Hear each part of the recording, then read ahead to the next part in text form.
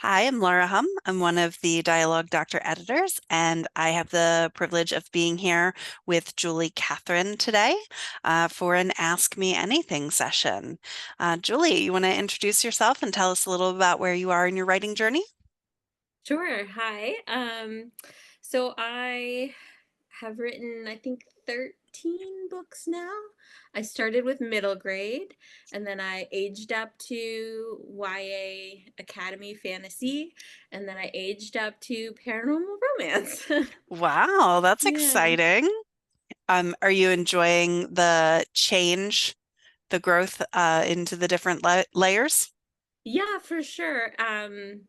It all came pretty organically, I think, because I didn't even mean to kind of age up the third time, but turns out I just like writing romantic scenes. So, yeah, There's nothing wrong with that. People like to read romantic scenes, so it's good that we have people who like to write romantic scenes.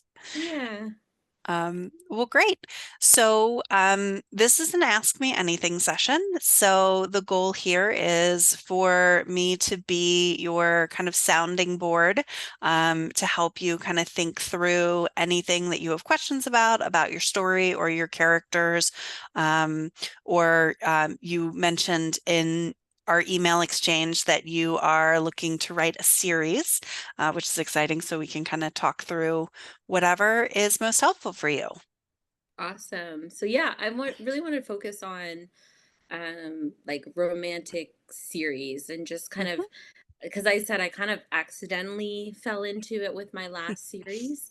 And the framework that I ended up using made a lot of sense for that. It was sort of like well, it was paranormal, like I said. So it was a mermaid, finding her way in the world. And first she falls in love with a human, but ultimately, she belongs in the sea. So, like, book two, she mm, dumps the human and then she finds someone in the sea. And then book three, that person dies and, she finds a new person. But I wouldn't want to repeat that sort of mhm, framework.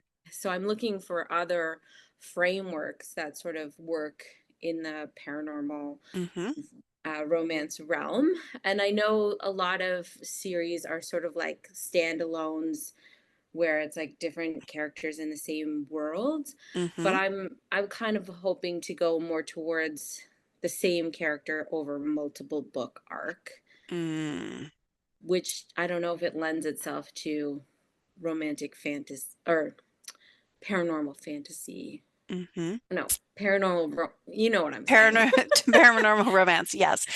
So I would say that um, if you were writing fantasy, having kind of this idea of a love in this time can work really well.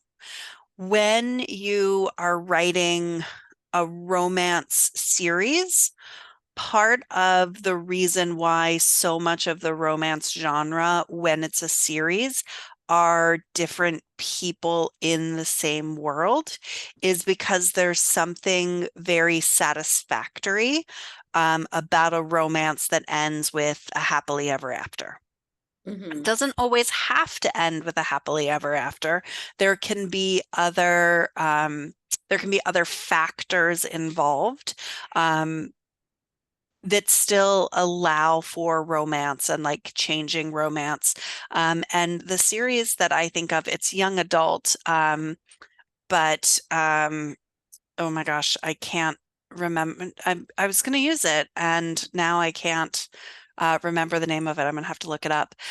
It was young adult, the Selection series, Mm. um, where like the first one is The girl named America, that one. um was that her name? She was on a she was selected to be one of the 50 women that the prince could Right. choose to marry.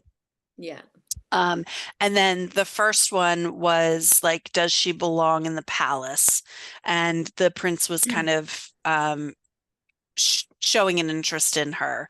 And they were kind of together, but then in the second book, it was like all the reasons why they couldn't be together because they had a very class-based system, and she was one of the lower classes. So the people from the higher classes were trying to keep them apart.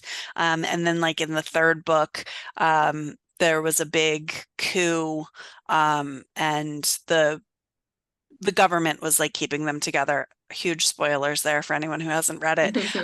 But the idea was the love stayed true, but the reasons that they couldn't be together kept changing. So it wasn't as if the partnership was changing, but like the circumstances of will this work out is what was changing. Um, but I think one of the reasons that it was so successful as a romance is because this idea of like true love. Not that it has to be that way. I mean, absolutely, you can write whatever you want, especially when you're adding the paranormal into it. Um, but I think because you're bringing the paranormal into it, you have the ability to kind of play with the understanding of what true love looks like without necessarily having to introduce loss the way that you did in your mermaid series, or we can't be together because our two worlds won't work together like you did kind of book one to book two in your mermaid series. So I do think that there are opportunities for you to write a series that does that. But I would say, from a traditional standpoint, there's something very satisfactory in a romance with the happily ever after. If that makes sense. Hmm. Well, yeah, like I would say if I'm gonna call it a paranormal romance, it has to have the happily ever after. Otherwise, it's maybe just a fantasy or something. But Hmm. I don't know. Like, I guess, what about the point of views? Like, do you think a romance also has to have the dual point of view? I don't think it has to. I think there's something very traditional in the dual points of view, especially because not all romances do this, but I kind of lump romance into either a will they, won't they, or into a they want to, but all of these other factors are getting in the way, whether it's um, there's a somebody is getting in the way, one of them makes a big mistake, there's a misunderstanding, whatever it is, but something keeps them apart. And that is very anyone who is listening, and or yourself who writes romance and thinks that there's more to the genre than those two things, please definitely share that in the comments. We love that. And I don't mean to oversimplify the genre into kind of this dichotomy. But when you kind of lay the stories out, oftentimes the tension that's built is either because they should be together but they're not, or they want to be together but they can't, and that's what's keeping that kind of relationship um, interesting enough to get all the way through an entire novel. I think that there are other ways to do it, but kind of breaking it down that way. So that tends to be why we get the two POVs, to bring it as long of a way around to your question as possible. I think that's the reason why we tend to have two POVs, is because when something is keeping them apart, or when it's a will they, won't they story, seeing both sides of it, there's something really powerful about that. But there are no rules in this, and it's your story, and you are the author. So you have the ability to kind of write the story that you want to write. If you decide you want more of a femme fatale paranormal romance, then by all means, just tell it from your one protagonist's point of view, in which case this idea of true love forever might not need to be as um, paramount in your series. Maybe it's more of the idea that, like, a love or a relationship for this time in this story is all we need. And then the next story in the series, she needs something new, and the relationship that she has fulfills her for that part of the series. You really have a lot of, and that's obviously assuming that you want a female protagonist. There's no rule that says that you have to have a female protagonist. You can have a male protagonist, you can have a non-gendered protagonist. It's the story that you want to write. So whatever voice you want to write from can work. Right. Well, I guess then my next question is just about, so this the reason I'm asking about the POV stuff is because I haven't attempted it yet. And the reason I haven't Mm, attempted dual point of view is, well, one, because I don't really enjoy reading it. It's not my hmm favorite. I prefer just the single viewpoint, and that goes for like, multi-track stories as well. It's just my preference. So that's where hmm I started from. But I'm also worried about like how to make them sound different when we're inside their own heads. Because hmm I feel like I do okay with making characters different, sort of in the world, hmm interacting with each other, body posture, conversation, etc. But when you hmm get inside their heads, I don't know, do you have tips or how to differentiate in there?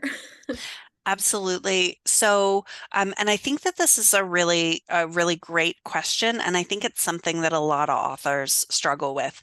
But before I answer that question, because I obviously have to go the long way around every answer, I do want to just spend a moment, and highlight something that you just said about your preference as a reader Hmm. being for a single POV. Hmm. If your preference as a reader is a single POV, likely you've gravitated toward a single POV story because that's what you enjoy most. And that's kind of how you see yourself in storytelling. So I don't think that you necessarily have to move away from that if that's where you feel comfortable and where you find the most enjoyment. Because if you decide that you want to write multiple POVs because that's what the genre calls for, and you get partway through it and you're just not enjoying it, I think it's going to be a lot more difficult for you to finish the story if you're not enjoying the process. I mean, the amount of work it takes, you've published multiple books. I think you said 13. You know what Yeah. it you know what it's like to get through that process of the writing and the editing and the publishing. And each one is a labor of love, but it's a lot of work. So if you're adding an element that you don't feel comfortable with or you don't find joy in, I think it can make that workload feel even exponentially heavier. So I would say, just in general, the genre tells me I have to, I don't think is a good reason for an author to write multiple points of view. Right. Thoughts on that before I go to your actual question? No, I mean, I kind of agree with what you're saying, but I'm more of a experiment and see kind of Mm, person, and I'm just looking for kind of like pointers. And if I were perfect. to do this, then what am I gonna do with it? Because I'm just at the point where I'm brainstorming what my next series will be. I kind of have like Mm, a vague idea, but I'm not sure if I want to branch out and try hmm multiple, like the couple in a POV. And I think if I have tools hmm in how to do that, then um it would make it a little bit less nebulous. Wonderful. I love that. And I love the spirit of like, I'm open to trying new things and like I can grow myself as an author by doing this. I think that's really smart. I think the idea that we can always be learning in our craft is something that we definitely celebrate in this community here. So I love that. So yeah, getting back to your question about what kinds of suggestions that I have. Um, I think that the goal to any good voice, whether it's voice that we're sharing with other characters or if it's our internal thoughts. I think the true trick is to make sure that you have an understanding of who that character is and why that character thinks, acts, talks, behaves, makes choices, interacts with others in the way that they do. Mm. So, in the same way that we spend a lot of time crafting voice in the dialogue, we should be spending that same amount of time as authors thinking about how this character's background, history, personality, and past decisions are leading to what they're thinking about and how they're feeling in the moment. Does that make sense? Because I can Yeah. give a little bit more example in that. But before I do that, I just want to make sure that the concept of that makes sense. Yeah, no, I think I'm with you. So what kind of sort of decisions could you make in advance of like, to sort of round out who your character is? Because obviously they need to have um, like their wound or whatever Hmm. the language you want to use for that is, that they need to kind of heal Hmm. throughout the story. So that's a good starting place. But you said sort of like their background and their like what kind of markers would there be for I'm just trying to think of like Hmm. How do you create a it's kind of character? easy in paranormal because it's like okay, like in my last series, one was a mermaid and one's a human. So obviously they have pretty different worldviews, but just because they're both kind of around the same age, they're both kind of looking for love, they're both do you know what I mean? Hmm. They're already starting at sort of a fairly equal playing field unless you're doing like the fairies who are like 700 years old kind of romance. Right. So I'm just still looking for, if you want to expand on some of those examples, or yeah, that would be Yeah, awesome. absolutely. And I love where you started with this idea of your mermaid and your human. They're both around the same age. They're both kind of in this place where they're ready to look for love, but they come from different worlds. Just because they come from different worlds doesn't mean that they necessarily have different points of view. And kind of what you want to do when you're crafting a love story is you want to figure out what is going to bring these two characters together, what is going to keep these two characters apart. What relationships have they had in the past that have worked that they want to find again? And what hasn't worked that they're trying to stay away from? And in the same way that when you meet somebody in real life, regardless of if it's a dating relationship, a work relationship, a friendship, you meet in the grocery store, whatever, wherever you meet people, you're meeting them with their entire history. We're bringing our background, so our age, our race, our gender, our socioeconomic status, our religion, um, oftentimes our education, the neighborhood where we grow up, all of those things are our background characteristics that we don't have any choice over. We're kind of born into those, and we're a product of those things, but we're a product of those things as they relate to our personality and as they relate to our experiences. What things have been reinforced to us? What things do we want?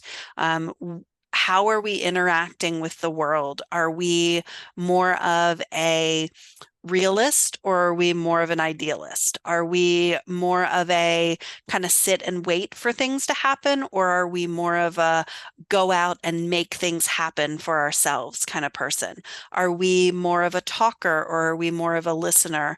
Are we somebody who is more of an introvert and tends to spend more time by ourselves or with one or two other people? Or are we more of an extrovert where we really gain strength and enjoyment from spending time with other people?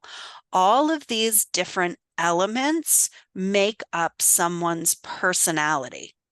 The personality combined with the background characteristics are what make our voice.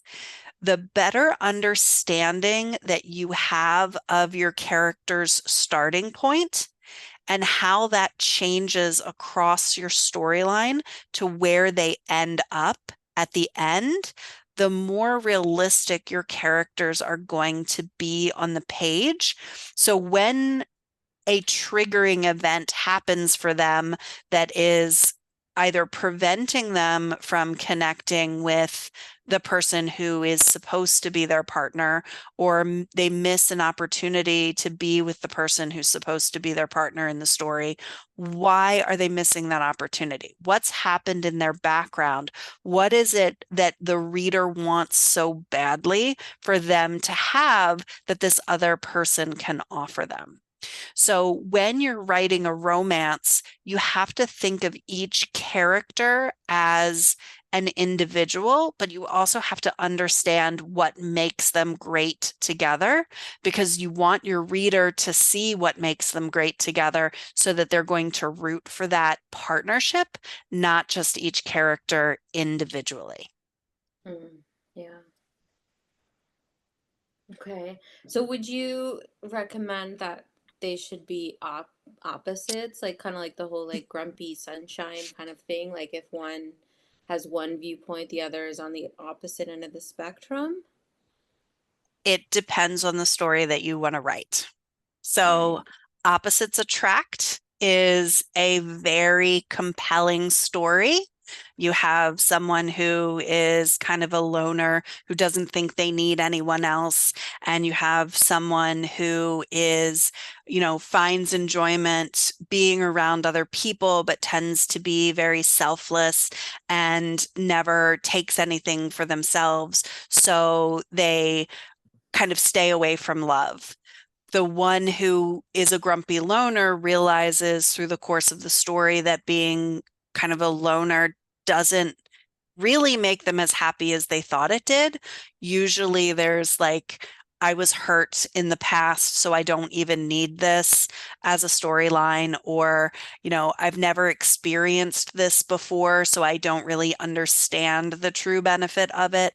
And that's kind of what they're overcoming when they meet this person.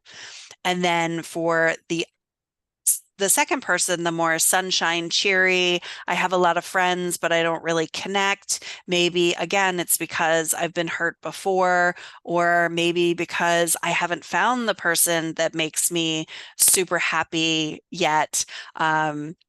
And then they have to understand what it is that they're looking for. And that's what makes the opposites come together, is that they realize that the extreme that they are isn't really what's truly making them happy. And they need to come kind of to the middle of the spectrum to be happy. And it allows them to be together. So, absolutely, that storyline can work. But the key to the storyline working is that the character growth arcs have to make sense. They have to go from grumpy to less grumpy to be around somebody who is happy all the time to, okay, I can be happy most of the time, but I can also be content in being with somebody who isn't as happy as I am. If you want an opposites attract combination. Right. Okay. And what about because I'm female, so Hmm. is there anything like other than their history that goes into like kind of gendering the internal thoughts. I don't know. Is that a Yeah. weird question? Um, But So I think when we talk about the conversation of gender of our characters, absolutely someone's identity, gender identity being one factor of their identity, is definitely going to play a big role in how their voice sounds, who they are as a character, and where their character growth arc is going to be, what their character growth arc is going to be. I think where we get into trouble when we're spending time in gender is when we're creating um, character voices that are based off of traditional gender roles without necessarily paying attention to the character's background.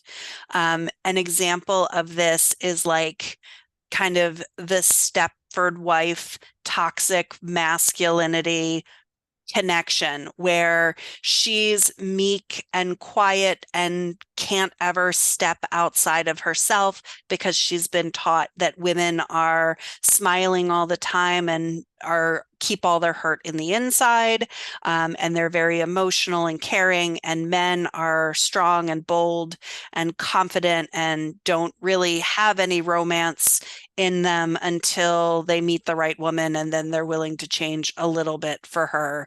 Like when you get into those very kind of classic tropes, you tend to lose the reality of how people interact with one another. So I think thinking about how someone understands themselves in a relationship is much more important than, oh, she's a woman, so she's automatically going to be the romantic one and wants the romance, and he's the masculine one, so he's going to want to be strong and have to be like convinced that romance is important. I mean, I know plenty of women who think romance is ridiculous and they would much rather have um, their partner tell them that they love them in practical ways and not romantic ways. So I really think it's about creating characters who are realistic by thinking about who they are, who their background is, what their personalities are, and then adding the elements of gender and other elements of their identity into that creation of their background, their voice, and their character growth arc, if that makes sense. hmm. So there isn't. Mm, There are a lot of writing books out there that will tell you that men's voices need to be less emotional and more practical. Their body language needs to be more um, like full body, while women tend to talk more about the emotional feelings, and that their body language needs to be much more intimate in their face and in the touching. But again, I think that only creates like a sliver of the population. What I would rather see an author do is say that this character is a woman who um, feels like she doesn't want other people to see her emotions because when she was younger, anytime that she showed emotions, she was punished for it, or she was held back for it, or she had maybe she was in a relationship and her partner was constantly telling her that she was too emotional about things. So she keeps all of her emotions inside and talks about the future in a very pragmatic way, and how relationships should be partnerships and we should be making each other better and that sort of thing. And her voice is coming from her experiences, not from a place of just from her gender, which would be like always talking about emotion and that sort of thing. I think the more layers you can put into your character background and your character voice, the more realistic someone becomes. because when we meet somebody new, we may only learn one or two things about them, but we can see that they have a whole history and a whole background that has kind of brought them to the place where they are right now. And the more interesting the person is, the more we want to know about their background and we want to see kind of the choices they made and the places they went and the people they knew who made them kind of who they are. Right. Okay. No, yeah, that's really interesting. Yeah, I wish I had a like an easier answer for you to be like character one should always talk like this and character two should always talk like that. But then if everybody used the same formula, then all of our books would be kind of the same.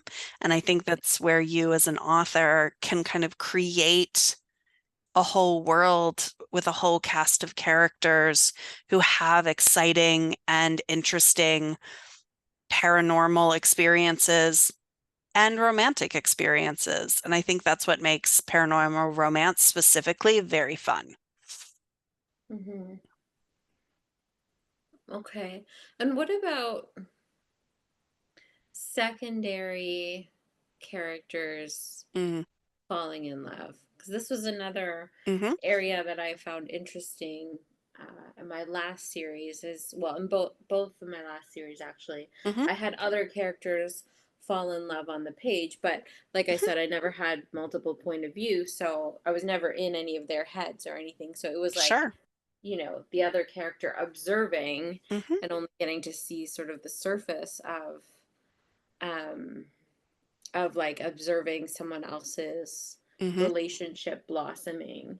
So, is there any thoughts you have about that? Like about having somebody kind of secondhand observe so that that secondary love story is like fulfilling for the reader? I hmm don't if that makes sense. It absolutely does. And again, I, I'm sorry, I feel like all my advice kind of goes back to the same place. It depends on what your character's growth arc is going to be. If your vehicle character, your point of view character, doesn't really believe in love, then you want two or three relationships that are happening around this person where people they trust are falling in love and your vehicle character is seeing what falling in love does to someone, right? Mm. Because we've all been friends with someone who we knew one way and then they fell in love and then all of a sudden they're not quite the same person that they were before. Maybe their edges are a little bit softer. Maybe they used to be like very self-centered and now all of a sudden they're not so self-centered, like other people exist in the world for them. Right, like when we're in a healthy relationship we change a little bit to match who our partner is. It's kind of the coming together. It's what we were talking about a little bit before about this opposites attract thing, right? Like Mhm. we tend to find somebody who's opposite from us when we like who we are, but we can see that there are opportunities to like change and compromise a little bit. So if you have a character who really doesn't believe in love, yes, absolutely. You want a lot of people around them falling in love. Also, if you have somebody who really, really wants to be in love, but keeps getting into relationships for superficial reasons, then having people around that character who are in really healthy, committed relationships can be a really good way for the reader to get their fix of love and romance through your main character or your point of view character's eyes. So they're getting that like, oh, love, yes. The reason why we read romance is so that we can see that and feel all the good emotions that happen when we're falling in love without your vehicle character having to fall in love on page one. Right. So, yeah, it's definitely a great opportunity for your storyline. Um, and then sometimes it's fun that when you have a vehicle character or two vehicle characters falling in love with each other early on, and it becomes a like we can fight the world together, which I guess is a third kind of version of us against the world is would maybe be kind of a third kind of romance. Um, where like they fall in love and now they have this big mission to go on and they're better together because of it. Usually there's a something that happens that kind of breaks them apart, which kind of makes it a subset of the first two genres that I talked about, but whatever. I'm talking in Right. circles again. Um, but in that situation, like having these other love stories surrounding it can just be good because having just one storyline of one romance can be a little bit flat because how many people, I mean, sometimes it happens where like you are in a group where everyone is single and everyone kind of wants to be single, and now the main character is going to be in a relationship, but everybody else is going to be single. I mean, it happens, but often when you get to a place in your life where you're thinking about being in a relationship, your peers are also kind of thinking about being in a relationship too. Right. So, Okay. hmm. Awesome. Well, that was my list of questions. Wonderful. Well, I am glad that we could get through those. Can I ask a little kind of about where you are thinking when you say series? Are you thinking that you want like 4 or 5 or 6 books that can just kind of keep going as long as you have new ideas? Or are you thinking more like a trilogy or a 4-part series? Well, probably I have it as 3 books right Hmm. now. No, 4 books. Okay. But the fourth book just has one line Oh, in the outline. So I missed it. that's okay. Yeah. Okay. And the only reason that I asked that is because the way, kind of going back to the first question you asked about when you're thinking about multiple books, how do you satisfy that happy ending? Yeah. Um, the way that you think about how you set up your story depends on what your plans are. Right. So if your plan is to be able to write 5 or 6 or 7 books in the series, then you want to make sure that whatever your love story or romance part of the story is, allows for the repetition of the books. So in that case, you might decide if you're going for like 5 or 6 books, you might decide that it's not about true love, it's about connection in the moment. Mm-hmm. And that's what your readers are reading for is about connection. Or often when you're talking about romance, there are intimate scenes. So it's about the intimacy and the spiciness of the scenes that you can write in. And it doesn't have to be true love in a monogamous way, the way that kind of you know, the old way of thinking in romance needs to be. Because I think that there is a lot of space, especially in romance, to be able to think about relationships in a different way than just a man falls in love with a woman who falls in love back and then they're happily ever after together. I think there are lots of ways that relationships can happen. And I think when we're open to the differences, it gives us space to be able to write a series of romance that doesn't necessarily have to be these two together are it starts with a will they or won't they in book one, and then they get together in book two, but there are all these things that are keeping them apart in book two, and then book three becomes them fighting the world together, and then in book four something happens that breaks them apart, and then book five, right? Like that is going to get really old for your readers, but if you can find a different way of making that romance kind of play out book after book after book, it can really work. And I'm thinking right now of um, I read a series a long time ago about a succubus, and I think it was um, Rochelle Reed. I'm just going to look it up real quick.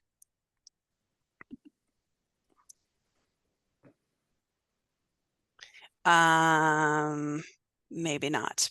I don't know. It was about a succubus who, and it was like a 6 book series, and every book she and her true love kept coming together, but it was never just about the two of them falling in love. Something always happened that broke them up.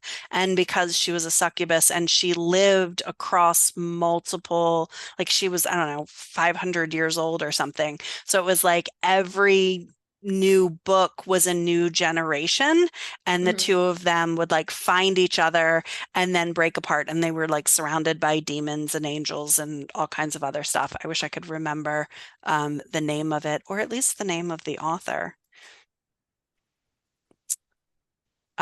But in that case, like my guess is that she knew that she was going to write a 5 book series or a 7 book series. I don't even know how many books are in it now. So she set it up in a way that the romance would work, that her reader doesn't just have to go through the same things over and over again. But if you're pretty sure that you're going to go with a 3 or a 4 book series and that's where you're going to stop, then I think just making sure that each of your plots are different in each of the four. Hmm. Yeah, like right now I have it just sort of frameworked of like in book one, they would be sort of enemies to lovers, like that kind of thing where Mm-hmm. they're on opposite sides and then they have to work together on a goal, right? And they achieve the Mm-hmm. goal. And then book two would be kind of like you said about like when the world comes in, so that now they're sort of like they would be together, but like I don't know, he's a vampire and she's a witch or whatever. Mm-hmm. They're in two different worlds. So the world then pulls Mm-hmm. them apart and they have to overcome like the world itself. Mm-hmm. Um, and then book three would be um, like fate. So like which would be different than the worlds because the world Mm-hmm. like expectation, whereas fate is sort of like the predetermined elements of the different you Mm-hmm. know groups. And then the fourth one would be like the permanence, right? Like either well, she'll probably have to become a vampire because I don't think he could not be a vampire, but maybe he could. I still have to work out Mm-hmm. if they can not be vampires anymore. But you know what I mean? And then that's Yeah. like the permanent happily ever after, basically. Mm-hmm. Yeah. So it's more of a like coming together, but being apart, and coming together and being apart.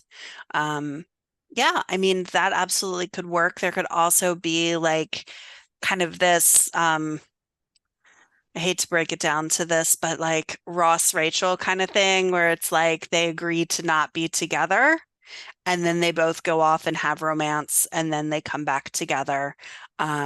Yeah, Because then, that's kind of the fate one that I was talking mm-hmm, about. It would be like that they discover that one of them is fated to someone else. So then it's like mm, you have to let them go because they're supposed to be with the other person, but of yeah, course they're not supposed to. Blah right.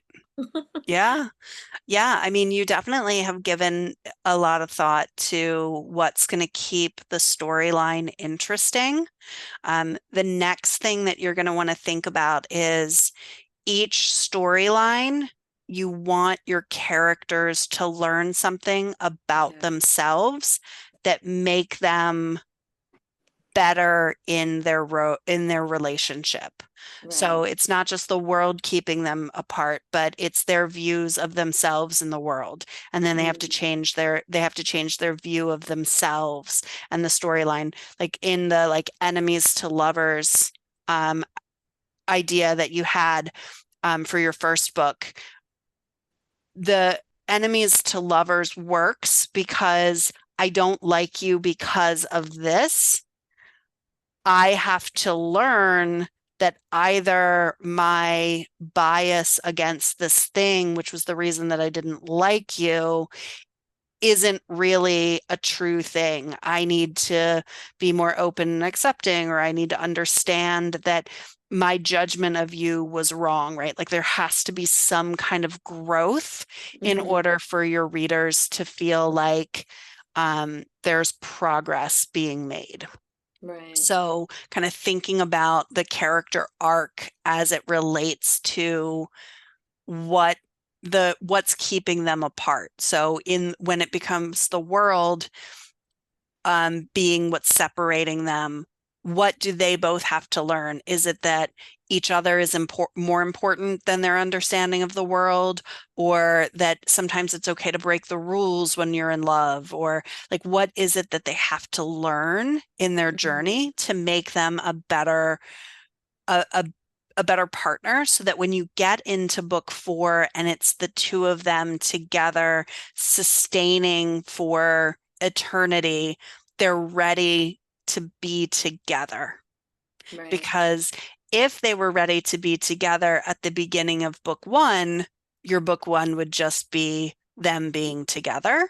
Right. So, kind of thinking about book one, book two, and book three being the preparation for you're going to be together forever. Right. Yeah. Okay. Awesome. Yeah, absolutely. And I looked it up while we were talking, and it is Rochelle Mead, the Georgina Kincaid series, Succubus Blues, just in case you were interested in it. It was going to eat away at my brain until I found it. Awesome. I'll check So, it out for sure. yeah, I thought they were fun, but they fall right into that paranormal romance that you're talking about, and I think it's I don't know. I wouldn't say that I read a lot of paranormal romance, but um, that was a series that I read that I really enjoyed. So, Yeah. Cool. yeah. Is there anything else I can help you with? I think you've left me with a lot to think about. Well, wonderful. Thank you so much for sharing your story and your ideas with us and for being kind of so open to thinking about character and romance and series in such an open way. I think that kind of this idea that we as authors can bring so much new to a genre, but we still have to respect what our readers expect of us, I think it makes the author community such an exciting place to be. So thanks so Yeah. much. Thank you. Yeah, absolutely. I'm going to go ahead and turn the recording off because we have to say that before we do it.